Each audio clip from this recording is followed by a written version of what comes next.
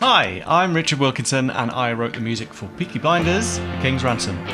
It was a great project to be involved in and another game based on a really big, well-known IP, so that comes with its own issues about acknowledging and respecting the kind of sound that people are familiar with, but bringing something new to tell this particular story. The main sound palette for Peaky revolves around a core sound of guitars, piano, mellotron, solo double bass, string sextet, 6 strings, and a mix of Spitfire Labs instruments and some custom recordings and samples that I made.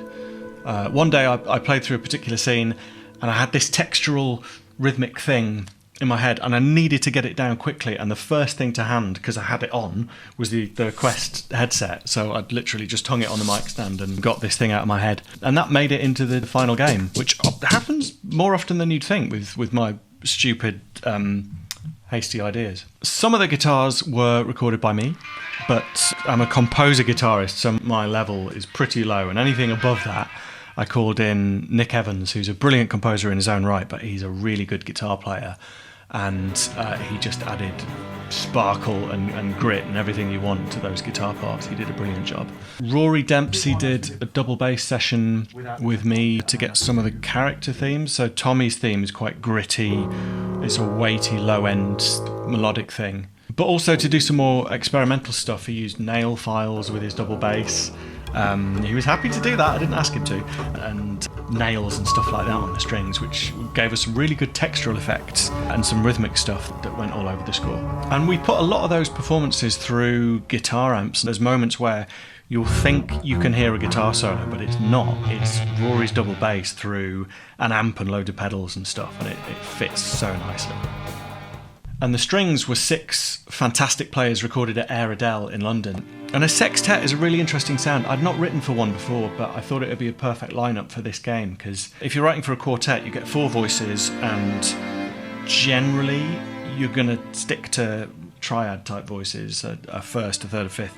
But then if you add those extra 2 strings, you can fill in notes in between those harmonies that sound a lot more dense and a lot more complex and a lot more interesting. But at least the way that I wrote it, it brings a lot more dissonance into the sound, which I thought was perfect for the mood that we wanted and the story that we were trying to tell. And then the other thing is, conversely, if you're writing for a 30 or 40p string section, you get a really beautiful, homogeneous, silky sound in a big hall. But if you record 6 players and you mic them closely and you record them in a smaller space, you get a much more textural, visceral sound, which again suits exactly the kind of thing that we needed for King's Ransom. As well as character themes for Tommy, who's got his theme usually on the double bass. We've got Rowena, who's the new character. She's got more of a gypsy folk influence to her theme. Polly's got a theme as well. We've also got different areas in the game, and we've got different music to reflect that. So Garrison Lane's got a bit more of a swagger, and it's a bit more guitar-y because it's the safest, most iconic Peaky Blinders location in the game. And then there's Watery Lane, which is a bit more austere and metallic, a bit more businesslike. That's where the office is. And then the new area, Limehouse, which is where the Chinese element of our narrative gets introduced. So I brought in some Chinese instruments and Chinese compositional elements, but I kept the Peaky vibe and I kept the guitars and everything. And it's a really difficult balance to get something like that right and to do it in a respectful way. But I took the time to figure out how those elements would work together, and I'm really pleased with how that all came out. And I think the Limehouse stuff is probably my favourite music in the game. So we've talked a bit about the game, but how does the music work against the gameplay? Well, very roughly, we have an ambient system which will pick from a selection of loops depending on which location you're in, and then it'll randomly play those loops with a semi-random amount of silence between them. So it weaves in and out of silence. And then for certain narrative moments, we've got stings that play out just like moments in a film score would, so they just play and you get to the end. For things like threat and combat moments, we struggled a bit as we didn't have the technical capacity to seamlessly tempo match stuff and do stems and vertical systems and stuff. So usually you'd do something like this. You'd have different intensity levels that you can ride up and down depending on stuff like the danger level, the enemy distance, health, stuff like that. That wasn't possible with the resources that we had, so we just had to go with one intensity level throughout and have that variation in the random loops that you get picked. So some of the loops were a bit more high intensity, some of the loops were a bit more low intensity.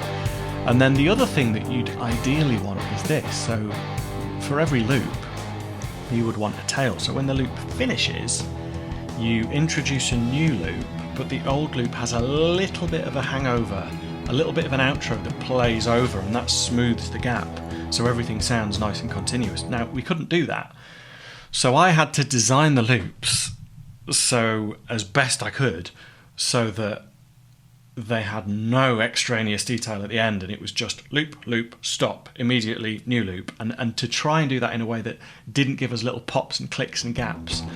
And it worked all right, but then PJ from our fantastic audio team, Zimmer Audio, he worked wonders with the tech, and we came up with a solution where, to bridge the gap between these loops, we'd have a little riser, a little whoosh, and we had a little grab bag that we randomly chose from each time we got to a new loop, and it just smoothed that little bridge from one loop to the other and worked really, really well. So we used that in all of the combat, we used that in all of the threat, and it was a really nice way of getting past this technical issue that we had.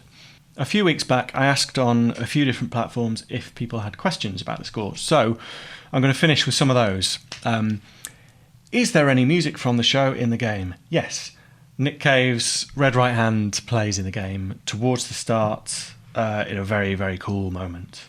All of the other music is original, but that is, if you get one thing from the show, you've got to have Red Right Hand, and thankfully we do. How is writing music for VR different to writing for other games? It's not really that different.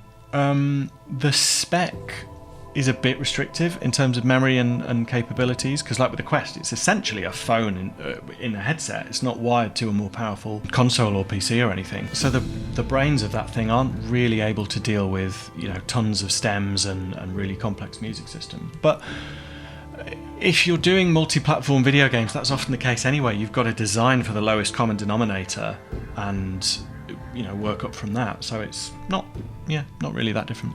I don't really know how to formulate this well, but what was the most interesting thing for which you made a track fade in game? Good question. I've sort of answered this with the thing about locations and music changing depending on where you are and the combat stuff. But one of my favourite cues in the game is the smallest cue in the game. It's about 3 seconds long, but the very first time that you pick up a gun in the game, there's this subby kind of impacty, whooshy thing. It's kind of half sound design, half music, but it adds so much weight to that little moment. And the first time it went in and I played it in the build, it's so satisfying.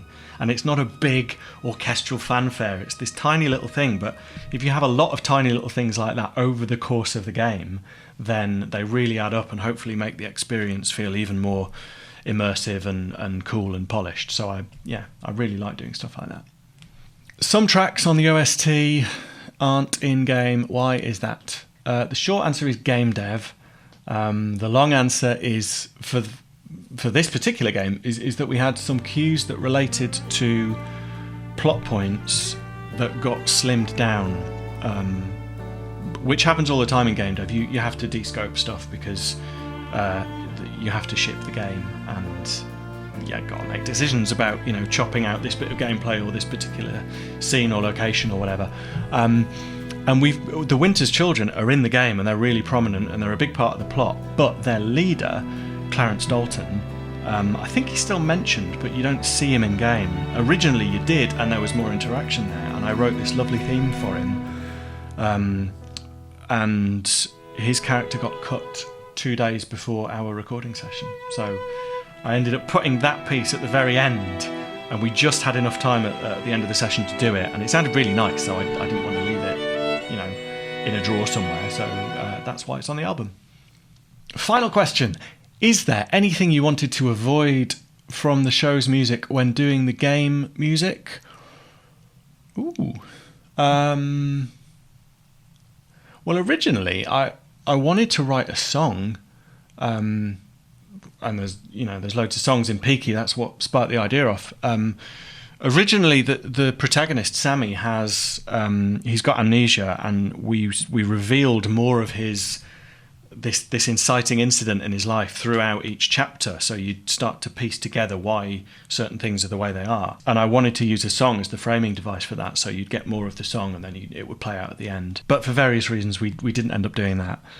So that's something that I wanted to do from the series, but it didn't. And I suppose something that we didn't necessarily do that the series does is when you watch Peaky Blinders on telly, you're pretty much always following the journey of Tommy and Arthur and the Peaky Blinders. And that's why the music has this confidence and this swagger and this drive and this propulsion. And you don't quite get that, at least at the start of the game, you don't quite get that because you're following the journey of someone who's more of an outsider. So Sammy isn't a Peaky Blinder. He knows the world and he knows some of the characters, but he's quite nervous. And there's a lot of ambiguity and there's a lot of uncertainty on both sides about his role in things. So the music reflects that and is a bit less sure of itself, I'd say, and a bit more fragile. And that changes as you go on, but that's probably the biggest difference, conscious difference between what I've done and what you hear on the show. I think that's probably a nice point to wrap this up on. So hopefully you found some useful stuff from this and got an insight into how the music was made. Thank you for watching, and go and buy the game. It's great. Thanks.